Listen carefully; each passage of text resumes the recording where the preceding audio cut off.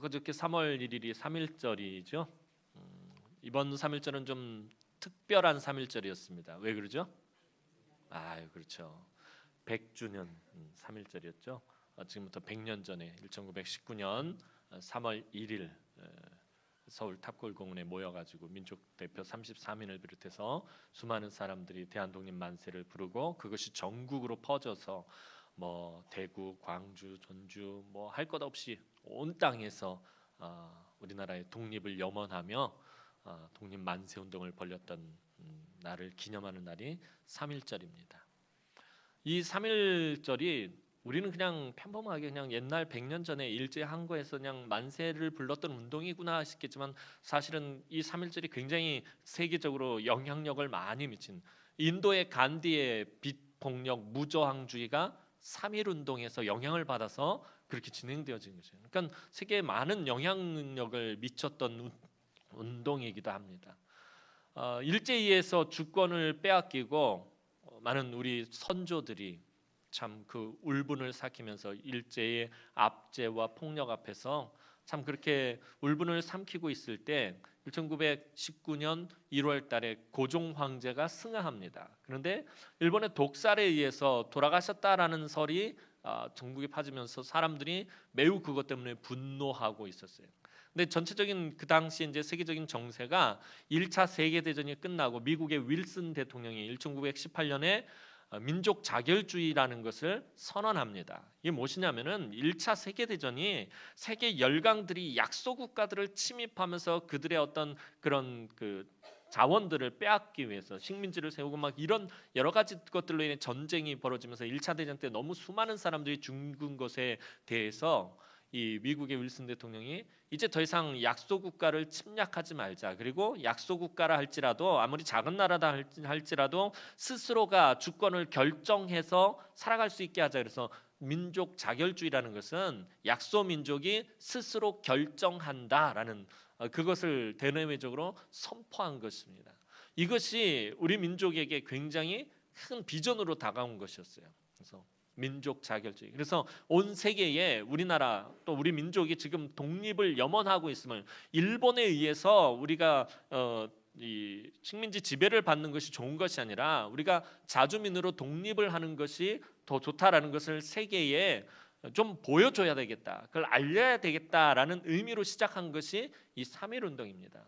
근데 3.1 운동은 먼저 3월 1일 날 우리나라에서 시작한 것이 아니라 2월 28일 날 이 일본 도쿄에서 유학하던 유학생들이 먼저 적진해서 대한독립 만세를 부르고 이것이 촉발이 되어서 우리나라에서 이제 이 땅에서 많은 사람들이 영향력을 받고 이제 도전을 받아서 시작하게 됩니다. 민족 대표 33인을 중심으로 해가지고서는 이 독립운동을 시작하게 됩니다.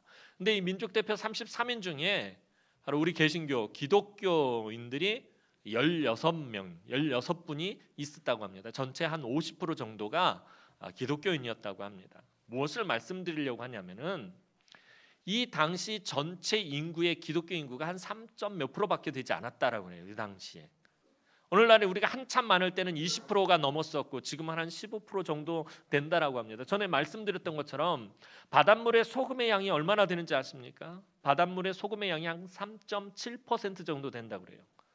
그 바닷물에 들어있는 3.7%의 소금의 양이 바다를 생명력 있게 만드는 거예요. 모든 것들을 자정하고 정화해서 사람들이 살아갈 수 있도록 만드는 그 역할을 바로 바닷물 속에 있는 3.7%의 소금이 그 역할을 감당한다는 거예요. 이 민족이 외세의 압제하에서 크게 어려움을 겪고 있을 때, 고난 가운데 있을 때 그 3. 몇 % 해당하는 기독교인들이 깨어서 하나님 앞에서 그들이 기도하고 부르짖고 또 나라와 민족을 위해서 앞장섰을 때 이 나라의 놀라운 역사들이 이루어지게 되었다라는 것입니다. 오늘날 한국교회가 15%가 넘는 그런 많은 퍼센테이지를 가지고 있음에도 불구하고 왜 교회가 욕을 먹고 왜 교회가 이렇게 되는 것입니까? 선한 영향력을 미치지 못하고 있다는 거예요.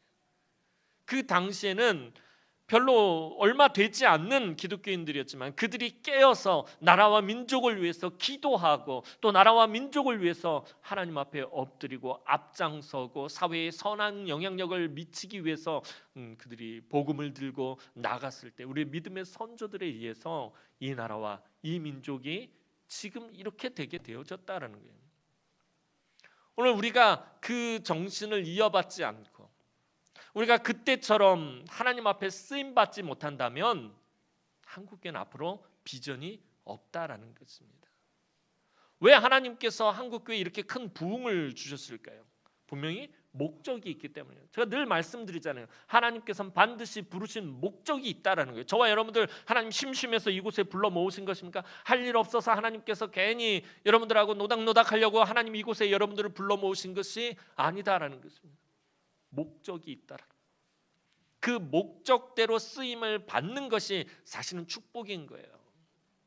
내가 잘 먹고 잘 살고 이 땅 가운데서 출세하고 성공하는 것이 복이 아니라 하나님께서 나를 부르신 목적대로 하나님께서 나에게 자녀를 주신 그 자녀들이 하나님의 목적대로 살아가는 것이 축복이에요. 하나님 손에 붙들려서 제대로 사용되어지는 것이 축복이다라는 거예요. 100년 전에 이 땅의 교회는 하나님 손에 붙들려서 제대로 사용되어졌지만 오늘날 지금 한국 교회는 제대로 사용되어지지 못하고 있다는 거예요. 교회가 성도들이 복을 받는 것이 목적이 돼서 복을 받기만 원할 뿐이지 하나님 앞에서 헌신하고 맡겨주신 사명을 감당하는 일은 도외시해 버렸다라는 것입니다. 오늘 본문 말씀이 저와 여러분들에게 또 다른 도전을 주는 것은 바로 100년 전 이 땅에서 나라와 민족을 위해서 애쓰고 수고했던 그 믿음의 선조들의 도전을 받는 모습이 아마도 오늘 이 본문 말씀이 아니었을까 싶어요. 그래서 오늘 이 에스더의 말씀을 택해서 오늘 함께 말씀을 나누고 우리가 은혜 받고 또 도전받는 시간이 되었으면 좋겠습니다. 유다 왕국이 바벨론의 느부갓네살 왕에 의해서 멸망당한 지 100여 년 정도가 지나고 바벨론은 페르시아라고 불리는 바사에 의해서 정복당하게 되었습니다. 바사는 계속 영토를 넓혀가며 바벨론보다 더 큰 제국을 만들게 되었습니다. 여러 왕들이 능력 있는 왕들이 등장을 했고요. 그리고 이제 오늘 본문에 등장하는 아하수에로라는 왕이 등장합니다. 근데 이 아하수에로 왕 시대에 이 아하수에로 왕이 하만이라는 사람을 높이 세웁니다. 이 사람이 왕에게 신임을 받아가지고 이 왕이 하만이라는 사람에게 모든 권력을 쥐어줍니다. 왕은 모든 신하들이 하만에게 절을 하라고 명령을 내릴 정도로 하만을 아주 총애하였습니다. 그런데 이 하만이라는 사람은 사실 이스라엘 역사 속에서 하나님 나라를 대적하던 아말렉의 후손이었습니다. 더 자세히 살펴보면 사무엘상 15장에서 사무엘 선지자는 사울 왕에게 아말렉을 진멸하라라는 그런 지시를 하나님께 받은 지시를 이 사울 왕에게 전합니다. 전에 한번 말씀드렸던 것 같아요. 아말렉에 대해서 하나님께서 굉장히 뒤끝이 있으셨다는 거예요. 왜? 이스라엘 백성들이 모세의 인도로 애굽에서 탈출해서 광야길을 걸어갈 때 이 이스라엘을 제일 먼저 공격했던 대적이 바로 아말렉입니다. 그런데 아말렉이 치사하게 이스라엘과 정정당당하게 정면으로 붙은 것이 아니라 길을 가다 보면 맨 뒤로 처지는 사람들이 있어요. 점점 뒤로 밀리는 사람들이 있어요. 어린아이들과 노인들과 힘없는 사람들, 병자들이 점점 뒤로 처지는데 바로 이 뒤에 힘없고 연약하고 부족한 이 사람들을 아주 뒤에서 비겁하게 공격한 세력이 아말렉이었습니다. 하나님이 그것을 마음에 두고 있다가 나중에 이제 사울왕 시대에 나라가 세워지고 왕이 세워지고 군대가 만들어지면서 하나님께서 사울왕에게 명령을 내립니다. 사무엘 선지자를 통해서 넌 가서 아말렉을 진멸하라. 그들이 오래전에 내 백성에게 행한 비열한 짓을 내가 아직도 기억하고 있다는 하나님 보응하시는 분이죠. 그런데 사울왕이 이 아말렉과의 전쟁에서 어떻게 하죠? 하나님의 말씀에 불순종합니다. 하나님은 모든 것을 다 진멸하라 그랬어요. 심지어 양이나 소나 할 것 없는 가축까지 다 진멸하라고 그랬는데 사울 왕이 기름지고 보기 좋고 괜찮은 것들은 다 자기 욕심을 위해서 따로 챙깁니다. 그리고 아말렉 왕 아각도 살려줍니다. 이것으로 인해서 하나님께서는 사울 왕에게 진노하게 됩니다. 그러니까 사울이 하나님께 버림을 당하게 되는 결정적인 이유는 뭐냐면 불순종했기 때문이에요. 하나님의 마음을 헤아리지 못했기 때문이에요. 하나님은 그 수백 년 전에 있었던 그 사건 때문에 아직도 마음이 아프고 아직도 막 그것 때문에 화가 나 있는데, 그래서 사울 왕이 하나님의 마음을 헤아렸다면 하나님께서 이 백성을 그토록 사랑하시고 이 백성을 향한 그 마음이 그토록 깊으시다라는 것을 헤아렸더라면 그가 그렇게 행하지 아니했을 텐데, 그가 자기 마음대로 소떼와 양떼 기름진 것들을 챙기고 아각 왕을 살려주게 됩니다. 그때 아말렉 왕이었던 이 아각의 후손이 바로 하만입니다.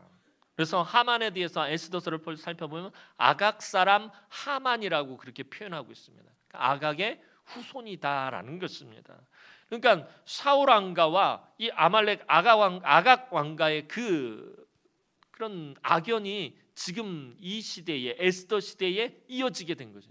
사울 왕이 진멸하지 않음으로 인해서 그 불똥이 아주 오래 뒤에 이 바벨론 포로 땅에서 나타나게 되었다라는 것입니다. 이런 하만이 눈에 가시처럼 여기던 사람이 하나 있었는데, 그가 바로 역시 역사 속에서의 운명적인 대적 사울 왕이 속해 있었던 베냐민 지파의 후손인 모르드게였습니다. 모르드게와 에스더는 베냐민 자손입니다. 베냐민 지파, 사울 왕이 속해 있었던 지파가 베냐민 지파입니다. 그러니까 묘하게 지금 아각의 후손과 사울 왕이 속해 있었던 베냐민의 후손이 지금 다시 한참 역사의 시간이 흐른 뒤에 바벨론 그 세계 현장에 두 후손이 만나게 된 것입니다. 그런데 모르드게는 신분이 미천한 성문직이었고, 하만은 아까 말한 것처럼 그 당시 세계를 다스리는 세계 대제국 바사에서 가장 높은 지위에 올라 있었던 사람이었습니다. 그런데 이 미천한 모르드게가 하만에게 절을 하지 않는 것이었습니다. 자존심이 상한 하만은 모르드게뿐만 아니라 그가 속한 모든 유다인들까지 모조리 다 진멸하기로 작정을 하고 아주 치밀하게 계획을 세웁니다. 하만은 아하수에로 왕에게 왕의 명령을 따르지 않고 바사의 법을 따르지 않는 민족이 있으니까 그들을 진멸해야 됩니다. 그 일을 위해서 내가 왕에게 은 1만 달란트를 드리겠습니다. 은 1만 달란트는 지금으로 치자면 막 수천억 원에 해당하는 엄청난 재물입니다. 그러니까 아하수에로 왕이 그래? 그럼 네가 마음대로 해라라고 말하면서 아하수에로 왕의 인장 반지를 하만에게 넘겨버립니다. 인장 반지는 왕의 옥새와 같은 것이에요. 무언가 문서를 작성하고 그것을 찍으면은 그건 반드시 시행해야 되는, 그러니까 절대 권력을 하만에게 준 것입니다. 이 하만은 아하수에로 왕을 속이고 유다인들을 모두 다 죽일 수 있는 조서를 만들어서 바사 전국에 공포하게 하였습니다. 이 사실을 알게 된 모르드게는 굵은 베옷을 입고 재를 뒤집어 쓰고 궁궐문 앞에 나가서 대성통곡을 합니다. 또한 바사 전국에 흩어져 있는 많은 유다인들도 이 사실을 알고서는 베옷을 입고 모르드게와 동일하게 통곡을 하게 되었습니다. 근데 이 소식을 왕궁에서 들은 에스더가 도대체 모르드게가 왜 그런 것일까? 그래서 사람을 보내서 그 이유를 알게 합니다. 아무것도 알지 못했던 아하수에로 왕의 왕후였던 에스더가 이제 모든 사실을 알게 되었습니다. 하만이 유다인 진멸 조서를 만들었고 그 조서가 지금 바로 이 바사의 127개 도에 다 공포되었다라는 것을 이제야 알게 된 것입니다. 유다인들의 생명이 얼마 남지 않았음을 인해 모르드게와 모든 유다인들이 통곡하고 있다라는 것을 이 에스더가 알게 된 것입니다. 이제 모르드게는 자신들이 처한 상황을 에스더에게 말하며 그녀가 해야 할 일이 무엇인지 알려주었습니다. 이 억울한 사정을 좀 왕에게 아뢰서 우리 민족의 이 억울함을 풀게 해라. 너 빨리 가서 아하수에로 왕에게 이 사실을 알려라 라고 말을 합니다. 그런데 문제가 한 가지 있었습니다. 여러분들이 아시는 것처럼 왕후라고 해서 아무 때나 왕에게 나아갈 수 있는 것이 아니었습니다. 왕의 부름이 없이는 그 누구도 왕 앞에 함부로 나갈 수 없도록 무서운 법이 이미 얼마 전에 만들어졌기 때문이었습니다. 왕의 부름이 없는데 왕 앞에 나온 자를 왕이 불쌍히 생각해서 그 왕의 손에 있는 지팡이를 내밀고 그 지팡이를 만진 사람 외에는 다 죽임을 당해야 돼. 누군가 왕이 부르지도 않은데 허락하지도 않은데 왕이 있는 그 내실로 들어왔을 때 왕이 자신의 손에 있는 지팡이를 내밀어서 그 지팡이를 만지게 해야만 그 사람이 목숨을 부지할 수 있었다라는 거예요. 거의 대부분의 사람들은 왕의 진노를 사서 죽임을 이게 내가 부르지도 않았는데 와 그러면서 그러면 왕의 주변에 있는 호위병들이 그 사람을 죽여버리게 되었어요. 이 일은 에스더만 아는 것이 아니라 이 당시에 바사 사람이라면 누구나 다 알고 있었던 이야기예요. 그러니까 모르드게도 이 사실을 잘 알고 있었다는 거예요. 왕후인 에스더가 왕의 부름 없이 왕 앞에 갔을 때, 아하수에로 왕 앞에 갔을 때 아하수에로 왕이 지팡이를 내밀지 않으면 에스더는 죽을 수밖에 없다라는 것을 모르드게도 잘 알고 있었다라는 것입니다. 설상가상으로 더 큰 문제가 있었습니다. 무슨 일인지 지금 30일이 지나도 아하수에로 왕이 에스더를 부르지 않고 있다는 거예요. 그러니까 에스더가 아하수에로 왕을 지금 만난 지 30일도 더 됐다라는 것입니다. 왕이 왕비를 부르지 않고 있습니다. 에스더를 왕후로 간택할 때만 하더라도 아하수에로 왕의 눈에 콩깍지가 씌워가지고 이 에스더만을 바라보고 에스더만을 아름답게 생각하고, 원래 에스더가 예쁘기도 했겠죠. 왕후의 후보로 나왔으니까. 근데 이 에스더만을 사랑하게 되어 있었습니다. 하나님께서 그렇게 만드셨어요. 그런데 왕이 에스더를 찾지 않기 시작했다라는 것입니다. 이것은 왕이 에스더에 대한 사랑과 관심이 식었다라는 것을 의미합니다. 왕과 에스더 사이의 권태기가 시작되었다라는 것입니다. 만일 왕이 부르지도 않았는데 왕 앞으로 에스더가 나아갔다가 왕이 화가 나서 손에 있는 지팡이를 내밀지 않으면 에스더는 그 자리에서 호위병들에게 죽임을 당해야 하는 상황입니다. 에스더에게도 모든 것이 다 묶이고 다 닫힌 그런 답답한 상황이었습니다. 그냥 에스더가 무조건 왕 앞으로 간다고 해서 될 문제가 아니었다라는 것입니다. 예전 같았으면 왕에게 사랑을 받고 있기 때문에 늘 왕이 에스더를 예뻐하고 에스더를 사랑하고 에스더만을 불렀기 때문에 에스더가 그때 갔다라면 아무 문제가 없지만 지금은 왕과 에스더 사이가 소원한 사이였다는 거예요. 지금은 가면 100% 왕이 진노할 것이 뻔했다라는 것입니다. 에스더가 왕후라고 해서 무엇을 할 수 있는 상황이 전혀 아니었습니다. 에스더는 자신의 이런 상황을 모르드게에게 다시 한번 정확하게 알립니다.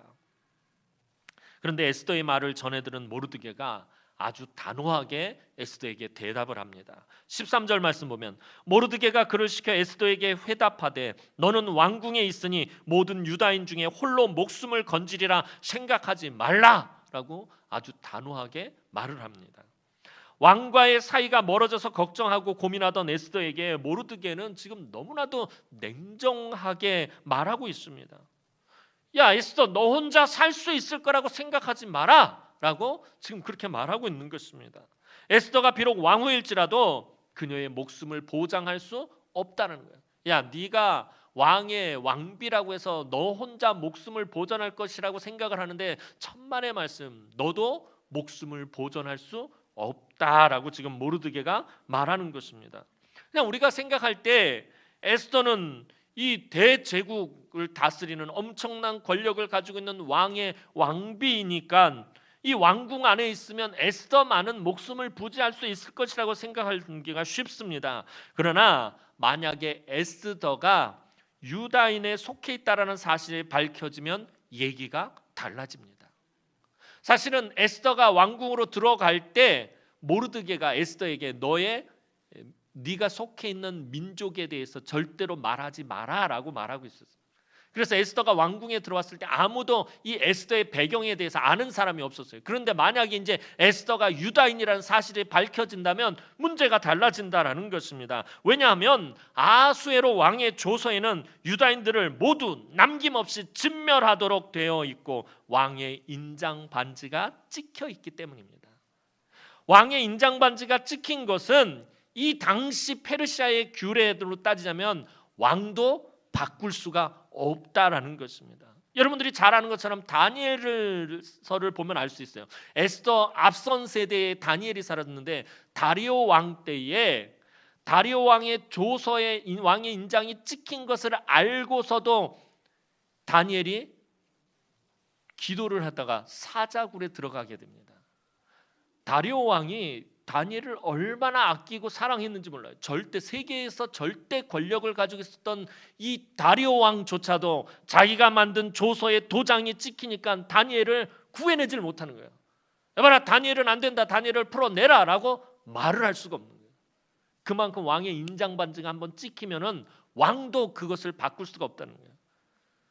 에스더가 유대인이라는 사실이 밝혀지면 아무리 왕후라 할지라도 이미 조서에는 유대인들을 다 진멸하기로 돼 있고 왕의 인장 반지가 찍혔기 때문에 왕이 아하수에로 왕이라도 에스더는 내 왕비니까 죽일 수 없다라고 막을 수가 없다는 그런 상황이 있는 거예요. 이것을 모르드게도 잘 알고 있었던 것입니다. 왕이라 할지라도 에스더를 구할 수 없는 상황이었다라는 것입니다. 이어서 모르드게가 말합니다. 14절 말씀 보면 이때 네가 만일 잠잠하여 말이 없으면 유다인을 다른 데로 말미암아 노임과 구원을 얻으려니와 너와 네 아버지의 집은 멸망하리라. 네가 왕후의 자리를 얻은 것이 이때를 위함이 아닌지 누가 알겠느냐 하니, 지금 모르드게가 말하려고 하는 것은 에스더가 지금 무엇을 위해서 살아야 하고 무엇을 위해서 목숨을 걸어야 하는지 삶의 존재 이유와 사명을 다시 한번 생각해 보라라는 것입니다.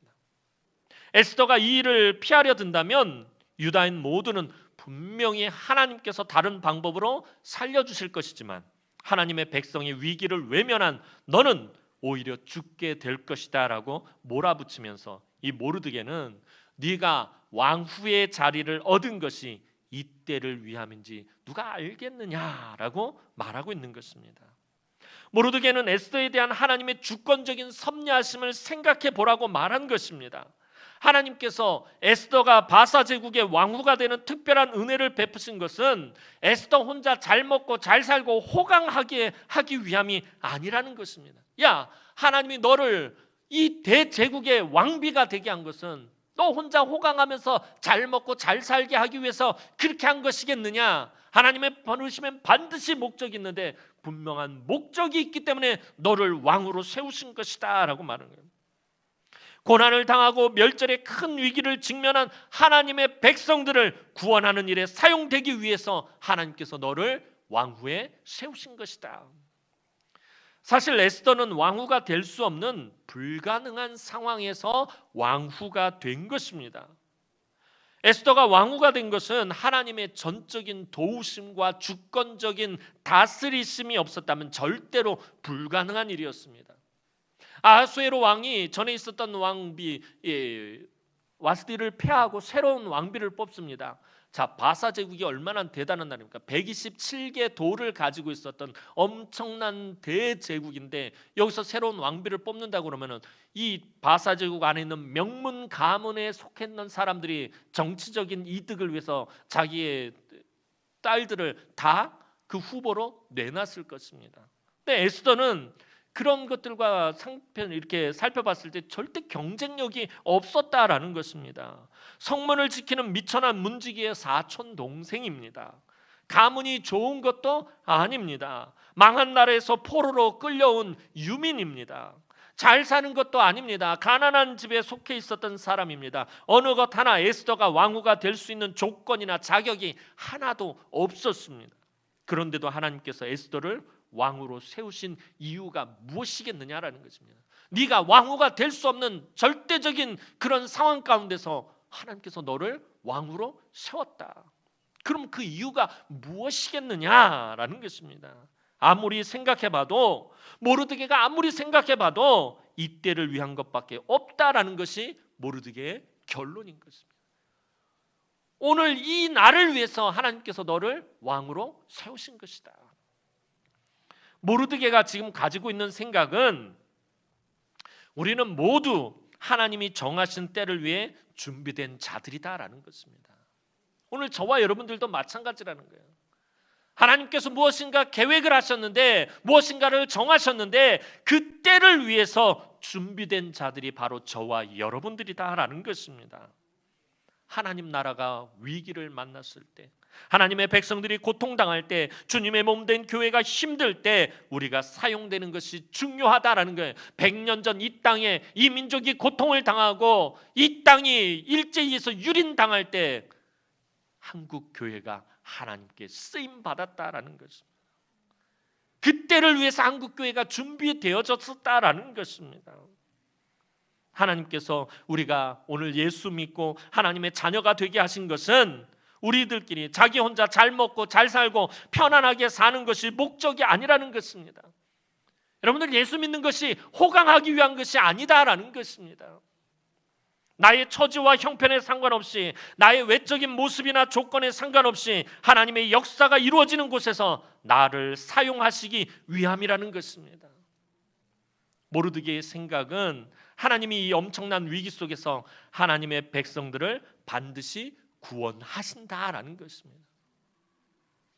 그런데 중요한 것은 하나님이 구원하실 것인지 그렇지 않을 것이냐의 문제가 아니라는 거예요.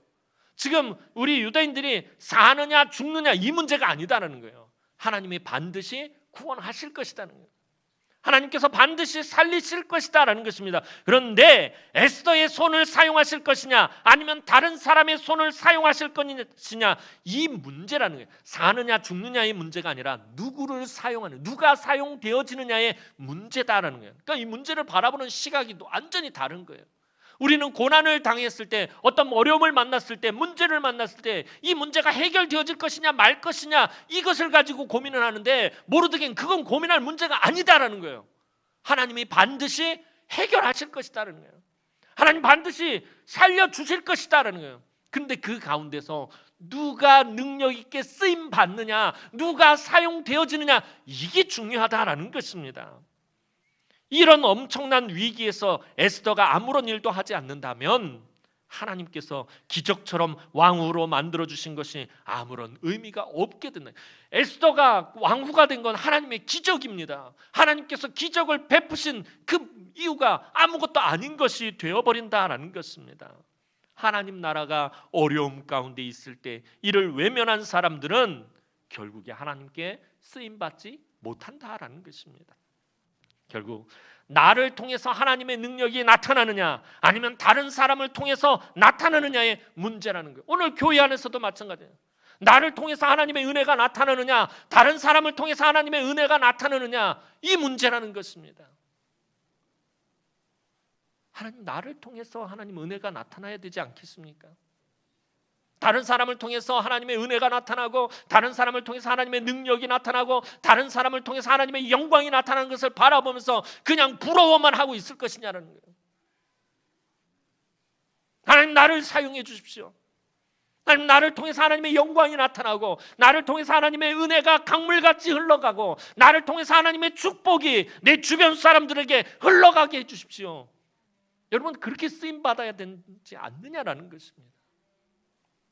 그저 먹고 사는 문제, 성공하고 출세하는 문제, 돈을 좀 더 버는 문제, 그저 내 자녀들이 잘 되는 것, 여기에서만 국한되고 여기서만 머무는 것이 아니라 내가, 내 자녀들이 정말 하나님 손에 붙들려서 제대로 사용되어져야 한다는 것입니다. 세상 사람들은 살아가면서 어려움이나 위기를 만나지 않는 것이 행복이라고 생각해요. 어려움 만나지 않고, 고난을 만나지 않고, 가난을 만나지 않는 것, 질병에 걸리지 않는 것, 이것이 행복이라고 생각하며 살아갑니다. 우리도 이것과 똑같은 생각을 해서는 안 됩니다. 세상 사람들과 똑같은 생각을 해서는 안 됩니다. 우리가 살아가면서 한 번도 어려움을 만나지 않을 수는 없기 때문입니다. 이 가운데서, 우리 이 자리에 앉아있는 여러분들 가운데서 지금까지 살아오면서 한 번도 어려움을 겪지 않은 사람이 있습니까? 아니에요.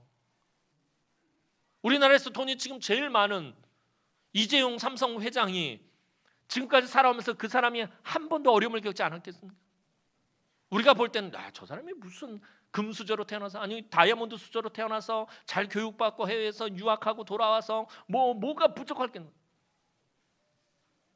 그 사람도 분명히 위기와 어려움을 만났어요. 이 땅을 살아가는 사람들 가운데 한 번도 어려움을 만나지 않는 사람 없습니다. 그러나 우리 그리스도인들에게는 위기의 때에 어떻게 하나님께 사용되느냐 하는 것이 중요하다라는 것입니다. 위기의 때에, 어려움 때에, 고난의 때에 그것에 발목 잡혀서 그냥 주저앉고 실망하고 낙심하고 무너져 버리는 것이 아니라, 그 문제 때문에 맨날 전전긍긍하는 것이 아니라 그 위기의 때에, 그 고난의 때에 어떻게 쓰임 받느냐가 중요하다라는 것입니다. 내가 비록 자격이나 능력이 없지만, 내가 배운 것이 없고 가진 것이 없고 능력도 없고 자격도 없고 조건도 안 되지만 하나님 손에 붙잡혀서 제대로 사용되어지는 것이 내가 하나님께 복을 받는다는 증거입니다. 물론 많은 물질과 깊은 지식과 든든한 배경을 가지고 사는 것, 이것도 축복입니다. 그런데 그것만 축복이 아니다라는 것입니다. 더 본질적인 축복이 있습니다. 더 본질적인 축복은 그런 것과는 상관없이 내가 하나님께 제대로 사용되어지는 것, 하나님 부르신 목적대로 사용되어지는 것입니다. 오늘 우리 남은교회가 하나님 부르신 목적대로 사용되어지는 것이 우리 교회가 하나님께 복을 받는 것입니다. 그것이 은혜예요. 모르드게의 단호한 말에 이제 에스더는 자신이 존재하는 이유와 자신이 불가능한 상황 속에서 무엇 때문에 왕후가 되었는지, 그리고 지금 자신이 해야 할 일이 무엇인지 깨닫게 되었습니다. 16절 말씀 보면, 당신은 가서 수산에 있는 유다인을 다 모으고 나를 위하여 금식하되 밤낮 3일을 먹지도 말고 마시지도 마소서. 나도 나의 시녀와 더불어 이렇게 금식한 후에 규례를 어기고 왕에게 나아가리니 죽으면 죽으리다 하니라. 에스더는 참 현명하고 지혜로운 여인이었어요. 모르드게에게 그 얘기를 듣고 자기가 깨닫고서는 막 이제 감정이 격앙됐겠죠. 야, 이제 내가 이 문제를 해결해야 되면서 그냥 그대로 아하수에로 왕에게 달려간 게 아니라 그냥 막 앞뒤 안 가리고 달려가서 여보! 이러면서 막 자기 남편이니까 어떻게 당신이 우리 친정한테 이럴 수가 있어? 그러면서 가가지고 막 아하수에로 왕에 잡고서는 막 그런 것이 아니라, 그랬다간 죽임을 당하죠. 그런 것이 아니라 어떻게 했어요? 차분하고 지혜롭고 현명하게 그가 행동을 합니다. 에스더는 남편인 아하수에로 왕에게 간청하기 위해 나가기 전에 먼저 온 세상과 우주 만물을 다스리시는 만왕의 왕 되신 하나님께 도움을 구해야 한다는 것을 알고 있었다는 것입니다. 그냥 무턱대고 남편에게 달려가는 것이 아니라 먼저 하나님 앞에 엎드려서 하나님 앞에 힘과 능력을 얻어야 된다는 것을 알았다라는 것입니다. 에스더는 이 일이 얼마나 힘들고 위험하고 어려운 일인지 분명히 잘 알고 있었어요. 이미 모든 길이 막혀 있고 한 치 앞도 보이지 않고 어떤 결과가 벌어질지 모르는 상황 가운데서 자기 혼자 힘으로는 도저히 감당할 수 없음을 또한 누구보다도 잘 알고 있었어요. 그래서 에스더는 아하수에로 왕의 노여움을 사서 죽게 된다 할지라도 왕에게 용기 있게 나아갈 수 있는 힘과 담대함을 하나님께 구하기 위해 에스더뿐만 아니라 모르드게와 모든 유다 백성들이 함께 마음과 뜻과 힘을 다하여 3일 동안 먹지도 말고 마시지도 말고 금식하며 기도할 것을 부탁했다는 거예요. 하나님 나라 일은 이렇게 해가는 거예요. 어느 한 사람에 의해서 일이 되는 것이 아니에요. 독불장군처럼 그 사람이 나만 잘나고 나만이 할 수 있다는 그것이 아니라 모든 것이 합력하여 선을 이루어야 한다는 거예요. 하나님을 사랑하는 자들, 곧 그의 뜻대로 부르심을 받은 자들에게는 모든 것이 합력하여 선을 이루느니라. 사도 바울이 분명히 말하고 있다는 거예요. 에스더는 모든 것이 합력하여 하나님 안에서, 뜻 안에서 선을 이룰 수 있도록 모든 것들을 그렇게 준비했다라는 것입니다. 그리고 이것밖에는 이 무서운 죽음의 함정에서 유다인들이 살아날 수 있는 방법이 없었어요. 다른 방법이 없었어요. 이미 왕의 조서가 만들어졌고 왕의 인장 반지가 찍혔어요. 이제 시행되는 것만 남아있어요. 이것이 시행되면 아무도 막을 수가 없어요. 왕이라 할지라도 막을 수가 없는 상황이에요. 완전한 외통수에 지금 걸린 거예요. 죽음의 외통수에 걸려 있었습니다. 이때 해결할 수 있는 방법, 에스더가 정확하게 짚고 있는 것입니다. 성경의 역사는 하나님의 백성들이 당한 고난 가운데서 그들이 이겨내고 극복할 수 있는 유일한 길이 무엇인지 알려주고 있습니다. 그것은 부르짖는 길밖에 없다라는 거예요. 하나님께 매달리는 것밖에 없다라고 말씀하고 있습니다. 늘 하나님께 부르짖을 때 비로소 하나님의 구원과 회복의 역사는 시작된다라는 것입니다. 출애굽기 2장에서 400년 동안 애굽에서 종살이하던 그 히브리인들, 그 백성들이 하나님 앞에 부르짖을 때 하나님께서 응답하십니다. 그 고된 노동으로 말미암아 부르짖는 소리가 하나님께 상달된지라 하나님이 그들의 고통 소리를 들으시고 이스라엘 자손을 돌보셨고 하나님이 그들을 기억하셨더라. 사사기를 통해서 보도 마찬가지입니다. 이스라엘 자손이 여호와께 부르짖음에 여호와께서 이스라엘 자손을 위하여 한 구원자를 세우셨습니다. 다윗도 그의 시편을 통해서 끊임없이 노래하고 있는 것이 그것입니다. 여호와께서 내 울음소리를 들으셨도다. 여호와께서 내 간구를 들으셨으며 여호와께서 내 기도를 받으시리로다. 내가 여호와를 기다리고 기다렸더니 귀를 기울이사 나의 부르짖음을 들으셨도다. 나를 기가 막힐 웅덩이와 수렁에서 끌어올리시고 내 발을 반석 위에 두사 내 걸음을 견고하게 하셨도다. 지금 바사에 있는 유다인들이 정말 말도 안 되는 기가 막힐 웅덩이와 수렁에 빠져 있다는 거예요. 저는 이 다윗의 이 시편을 보면은 참 너무 기가 막힌 거예요. 정말 기가 막힌 거예요. 우리가 살아가다 보면 이런 때가 얼마나 많아요. 살다 보면 정말 기가 막힌 상황을 만나게 되잖아요. 생각지도 못했던 어려움을 당하게 되잖아요. 이 기가 막힐 웅덩이와 수렁에서 하나님께서 끌어올리신다라는 거죠. 우리를 그냥 기가 막힐 웅덩이와 수렁에 던져 놓으시고 하나님 방치하시거나 외면하신 것이 아니라 우리가 그 가운데서 부르짖으면, 그 가운데서 하나님만 의지하면, 하나님만 붙들면 하나님이 그 기가 막힐 웅덩이와 수렁에서 끌어올리신다라는 것입니다. 오늘 그러한 상황 가운데 있는 유다 백성들이 살아날 수 있는 방법이 무엇입니까? 하나님께 부르짖는 것밖에 없었다는 거예요. 그렇다면 하나님은 유다 백성들에게 왜 이렇게 힘들고 어려운 시간을 주신 것입니까? 왜 이렇게 고통의 시간을 주신 거예요? 오늘 우리가 예수를 믿는데 왜 하나님 우리에게 이렇게 고난의 시간들을 자주 허용하시는 것입니까? 왜 이렇게 힘들고 어려운 일들을 자꾸 일어나게 하시는 것입니까? 그것은 하나님 나라의 백성으로서의 자기 정체성과 사명을 잊지 말라라는 것입니다. 하만의 유다인 이 진멸 계획으로 바사에 살던 모든 유다인들의 잠자던 영성이 깨어나게 되었다는 거예요. 위기가 찾아오니까, 고난이 찾아오니까 바사 제국 안에 있었던 모든 유대인들의 잠자던 영성이 깨어나게 되었다라는 것입니다. 바벨론에 의해 포로로 끌려온 수많은 하나님의 백성들이 예레미야의 예언대로 70년을 그 땅 가운데서 살게 되었습니다. 예레미야가 포로로 끌려가는 이 유대인들에게 편지를 보냅니다. 너희가 70년 뒤에 그 땅에서 돌아오게 될 것이다. 회복되게 될 것이다. 그런데 그곳에 정착하며 사는 동안에 바벨론과 바사에서의 삶이 편안해지기 시작했어요. 그동안 돈도 많이 벌고 좋은 집에 거주하고 이 바사의 수도 수산성이 세계에서 제일 번화한 곳이었어요. 세계에서 가장 기름지고 풍요로운 곳이었어요. 아주 풍성한 곳이었습니다. 그곳에서 돈도 많이 벌고 좋은 집에 거주하고 사는데 불편함이 없는 게 너무 좋은 거예요. 먹고 살만해졌어요. 호강하기 시작했어요. 그러면서 약속의 땅의 비전을 잊어버리게 된 것이에요. 삶에 안주하기 시작한 거예요. 바벨론을 멸망시키고 바사 제국을 세운 고레스 왕 원년에 이미 고국으로 돌아갈 것을 고레스 왕은 허락했어요. 하나님께서는 약속을 지키셨어요. 70년 만에 고레스 왕을 통해서 너희 유대인들은 다 고향으로 돌아가서 그곳에서 성전을 짓고 너희가 그곳에서 신앙 공동체를 만들고 또 성벽도 재건하고 예루살렘 성도 다시 세우고 마음껏 하나님을 섬기며 살도록 고레스 왕이 허락해 주었어요. 그런데 약속의 땅으로 돌아간 사람들은 수룹바벨과 몇몇 소수의 사람에 불과했다는 거예요. 이 당시에 바사 땅에 살고 있었던 이 유대인들이 100만 명이 넘었는데 이때 수룹바벨과 함께 예루살렘으로 돌아온 사람들은 5만 명이 채 되지 않았다는 것입니다. 대부분의 사람들은 바사 제국 안에 남아 있었어요.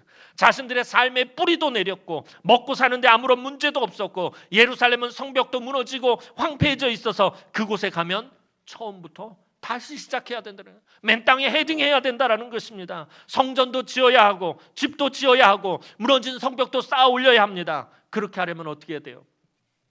돈도 많이 들어가고 이만저만 힘든 게 아니에요. 가서 자기들 힘도 내야 돼요. 죽어라 고생해야 할 것만 같았어요. 그래서 예루살렘으로 돌아가지 않고 바사에 눌러 앉아버린 것이었습니다. 꼭 나 아니어도 다른 사람이 예루살렘으로 갈 것이라고 생각했고 하나님이 다른 사람을 보낼 것이라고 생각하고 그냥 바사에 눌러 앉아버린 것이었습니다. 대부분의 사람들이. 하나님의 도성으로 돌아가서 성전을 재건하고 하나님의 도성을 재건하는 일에 관심을 갖지 않았다라는 것입니다. 그런 유다 백성들이 이 하만의 유다인 멸절 계획으로 정신을 차리게 된 것입니다. 모두가 하나님 앞에 죽으면 죽으리라는 믿음으로 금식하고 기도하며 부르짖을 때 하나님의 선택받은 백성으로서의 모습을 되찾게 된 것입니다. 그래서 하만 사건이 에스더에 의해 해결된 그 후로 유다인들은 약속의 땅에 대한 비전을 회복하고 예루살렘으로 에스라와 느헤미야에 의해서 두 차례에 걸쳐서 다시 돌아가게 됩니다. 사랑하는 성도 여러분, 하나님께서 오늘 우리 삶에 때때로 고난을 주실 때가 있습니다. 그래서 우리로 하여금 하나님 앞에서 죽으면 죽으리라 하는 심정으로 부르짖게 만드실 때가 있습니다. 그것은 하나님께서 우리를 버리신 것이 아닙니다. 우리를 하나님께서 징계하시고 심판하시기 위함이 아닙니다. 그래서 우리가 하나님의 선택받은 자로서의 꿈과 비전을 다시 한번 확인해 보라는 거예요. 하나님 나를 왜 부르셨는지, 나를 왜 예수 믿게 하셨는지 그것을 다시 한번 확인해 보라는 것입니다. 하나님이 나를 왜 예수 믿게 하셨는지, 하나님께서 나를 왜 이 남원교회에 다니게 하셨는지, 하나님이 왜 나에게 이런 가정을 주셨는지, 하나님이 왜 이런 남편과 살게 하셨는지, 하나님께서 왜 이런 아내와 살게 하셨는지, 왜 이런 자녀를 주셨는지, 왜 이런 직장을 주셨는지, 왜 이런 학교를 다니게 하셨는지 분명히 깨닫고 하나님이 원하시는 삶을 살라는 것입니다. 오늘 여러분이 이곳에 존재하는 이유는, 오늘 여러분들이 이곳에서 예배하는 이유는 언제나 하나님 나라를 위해서, 하나님의 때를 위해서입니다. 교회가 어려움에 처했을 때, 교회에 문제가 생겼을 때, 교회에 필요로 하는 것이 있을 때, 교회에 상처가 있을 때 하나님 우리에게 말씀하십니다. 너희를 이 남은 교회에 보낸 것은 바로 이 때를 위함이라.